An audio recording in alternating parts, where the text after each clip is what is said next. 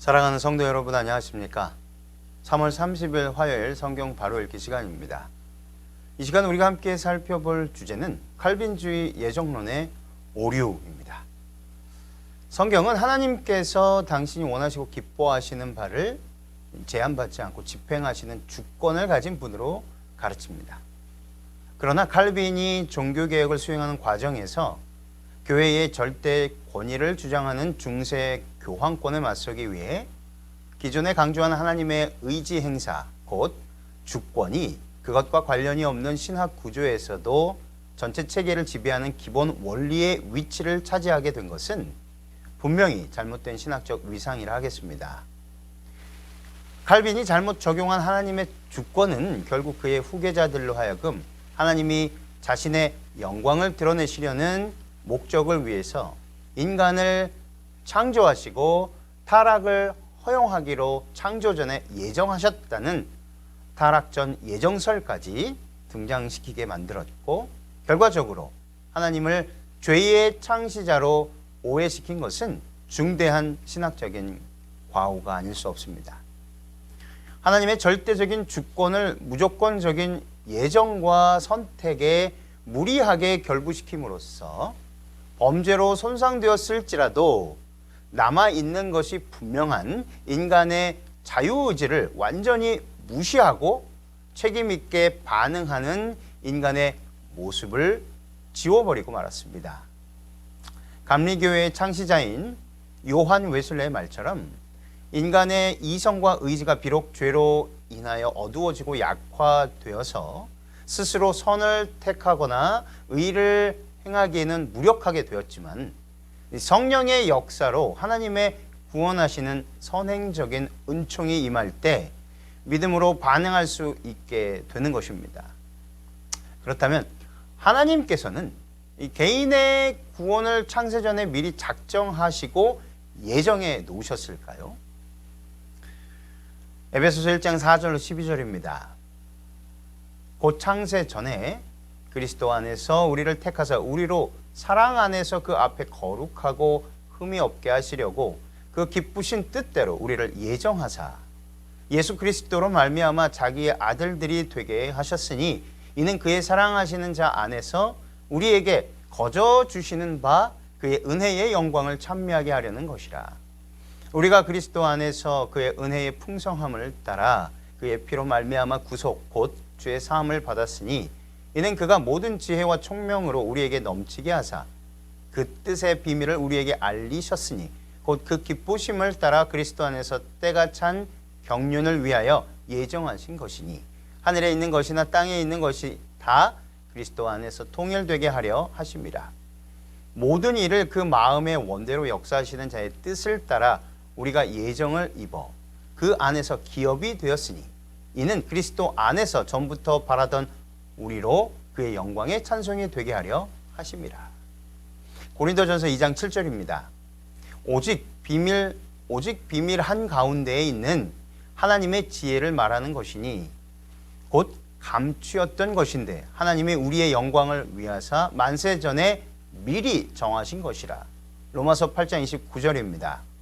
하나님이 미리 아신 자들로 또한 그 아들의 형상을 본받게 하기 위하여 미리 정하셨으니 이는 그로 많은 형제 중에서 맏아들이 되게 하려 하심이니라. 사도행전 4장 27절로 28절입니다. 과연 헤롯과 본디오 빌라도는 이방인과 이스라엘 백성과 합동하여 하나님의 기름 부으신 거룩한 종 예수를 거스려 하나님의 권능과 뜻대로 이루려고 예정하신 그것을 행하려고 이 성에 모였나이다.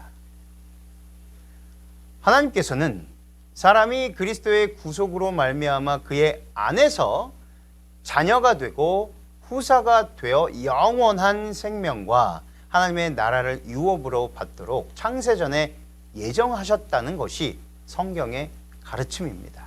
그런데 방금 확인하였던 이 위에 네 가지 성경 본문에 나타난 예정하다 또는 미리 정하다라는 표현은 모두 어느 개인의 구원이 하나님에 의하여 무조건 미리 작정되었다는 개인의 예정으로 쓰여진 것이 아닙니다.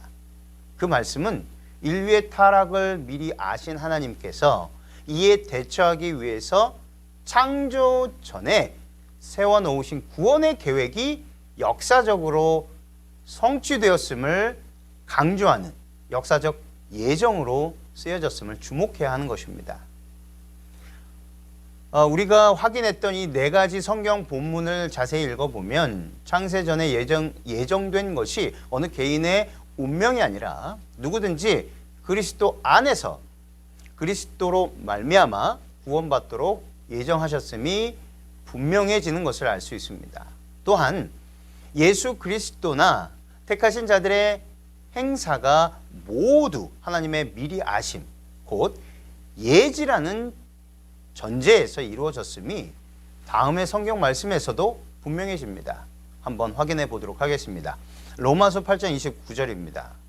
하나님이 미리 아신 자들로 또한 그 아들의 형상을 본받게 하기 위하여 미리 정하셨으니 이는 그로 많은 형제 중에서 ματ아들이 되게 하려 하심이니라. 로마서 11장 2절입니다. 하나님이 그 미리 아신 자기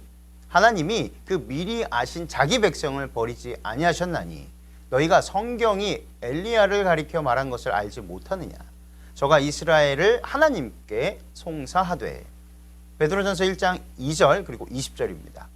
곧 하나님 아버지의 미리 하심을 따라 성령의 거룩하게 하심으로 순종함과 예수 그리스도의 핏부림을 얻기 위하여 택하심을 입은 자들에게 편지하노니 은혜와 평강이 너희에게 더욱 많을지어다. 20절입니다.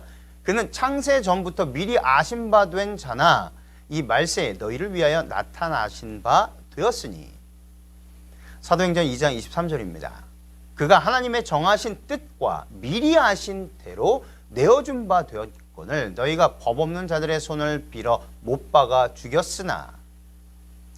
따라서 누가 구원을 받고 누가 멸망을 받는 여부가 창세 전에 하나님에 의하여 무조건 미리 작정되어 있어서 하나님의 공의와 자비를 드러내도록 예정되었다는 이 무조건적인 이중 예정은 성경에도 어긋날 뿐더러 하나님의 사랑의 속성에도 조화되지 않습니다. 이 칼빈의 예정론에 의하여 구원을 받는다면 그것은 인간의 구원이 그리스도를 믿음으로 말미암는 것이 아니라 일방적이고 기계적인 하나님의 선택에 의하여 이루어지는 모순에 빠져버리고 맙니다. 또한 멸망의 길을 가고 있는 사람은 하나님께서 가기를 원하시는 길을 예정된 대로 당연히 가고 있을 뿐이라는 생각은 성경의 가르침과 전적으로 어긋난 것입니다. 이 성경 말씀에 입각한 논증을 종합해 볼 때 그리스도께서는 모든 사람을 위해 돌아간 것이 아니라 오직 택하신 자들만을 위하여 돌아가셨다라는 칼빈주의 제한 속죄로는 하나님의 자비와 공의를 크게 왜곡하는 매우 중대한 과오인 것입니다. 이 필립 샤프도 이렇게 이야기하였습니다. 제한된 속죄를 주장하는 사람들은 결과로부터 원인을 추론한다라고 지적한 뒤에 그들은 요한복음 3장 16절에 하나님이 세상을 이처럼 사랑하사 독생자를 주셨으니 이는 저를 믿는 자마다 멸망치 않고 영생을 얻게 하려 하심이니라 라는 그 말씀과 요한일서 2장 2절에 저는 우리 죄를 위한 화목제물이니 우리만 위할 뿐 아니요 온 세상의 죄를 위함이니라. 그리고 디모데전서 2장 4절에 하나님은 모든 사람이 구원을 받으며 진리를 아는 데 이르기를 원하시느니라. 베드로후서 3장 9절에 주의 약속은 어떤 이에 더디다고 생각하는 것 같이 더딘 것이 아니라 오직 너희를 대하여 오래 참으사 아무도 멸망치 않고 다 회개하게 이르기를 원하시느니라. 이 여러 성경절 등의 말씀, 이 성경 말씀에 대하여 만족한 대답을 주지 못하고 있다라고 그는 말하였습니다. 최근 일부 칼빈주의 학자들이 이상의 두세 성경 본문을 예정론의 배경에서 설명하려 하지만 모두 무리한 시도임을 직접 성경 말씀을 읽어보면 알 수 있게 되는 것입니다. 두 번째는 성경은 사람이 자신의 행동에 대해 책임이 있다라고 강조한다는 것입니다. 행동은 선택에 의하여 이루어지고 선택은 의지를 행사한 결과이기 때문입니다. 하나님께서 거듭하여 순종과 불순종의 결과를 알리시고 순종함으로 생명을 선택하도록 촉구하신 사실은 사람이 가진 자유의지를 하나님의 은혜를 힘입어 바르게 행사하라는 요청인 것입니다. 이 불의한 이 세상에서도 지성과 자유의지를 가지고 행동한 것에 대해서만 법적 책임을 지게 됩니다. 정신병자나 어린아이나 미성년자 등 선택의 능력이 부족한 사람들은 법에 의한 처벌을 약하게 받습니다. 하물며 공의로우신 하나님께서 사람이 자신의 자유의지로 선택한 것이 아니라 하나님께서 일방적으로 미리 작정해 놓으신 결과에 따라 행동한 것에 대해 어떻게 공의로운 심판을 집행하실 수 있겠습니까? 그러한 주장은 하나님의 공의와 심판의 당위성을 훼손하는 위험한 가르침입니다. 이러한 이유와 근거를 가지고 디모데전서 2장 4절에 모든 사람이 구원을 받기 바라시는 하나님의 소원에 따라 성령을 통하여 베푸시는 은혜를 거역하지 말고 의지를 바르게 행사하여 믿음으로 반응하도록 가르치는 사람들을 행함에 의한 자력 구원을 시도하는 이단으로 정죄하는 것은 너무나 비성서적인 판단이 아닐 수 없다는 것입니다. 세 번째는 하나님의 구원하시는 은혜를 누렸던 사람도 불순종이나 나태함으로 잃어버린 바 될 수 있다고 성경은 가르친다는 것입니다. 성경에 기록된 많은 신뢰들은 인간의 불신과 반역, 고의적인 불경에 의하여 인간을 구원하시려는 이 성령의 역사가 거절되거나 소멸될 수 있음을 입증하고 있습니다. 하나님의 은혜는 결코 거절될 수 없다는 칼빈의 가르침도 어거스틴에게서 물려받은 사상입니다. 칼빈이 물려받은 선택받은 은혜의 보존 여부에 대한 어거스틴의 논쟁은 다음과 같습니다. 그는 이렇게 이야기하였습니다. 어찌하여 부르심을 받은 자들이 모두 은총에 순종하지 않는가? 어거스틴은 이에 대하여 예정의 교리를 가지고 다음과 같이 답변합니다. 영원 전부터 어떤 사람은 구원을 받도록 예정되었으며 어떤 사람들은 형벌을 받도록 예정되었다. 이처럼 예정된 자들의 수는 고정되어 있고 변경될 수 없으며 또한 서로 교체될 수도 없다. 하나님의 은혜를 거절하거나 받아들이는 근거마저도 예정의 돌림으로써 입증되지 아니한 논증을 다른 논리의 근거를 삼는 이 순환 논법의 모순까지 범하고 있다는 것입니다. 성경에 맞지 않는 것은 논리에도 어긋나게 되는 것입니다. 네 번째는 성경에서 이 무조건적인 선택이나 절대적인 예정처럼 보이는 표현이나 신뢰들이 있습니까? 칼빈의 예정론이 그 뿌리를 내리고 있는 로마서 9장에서 그러한 신뢰들을 찾을 수 있습니다.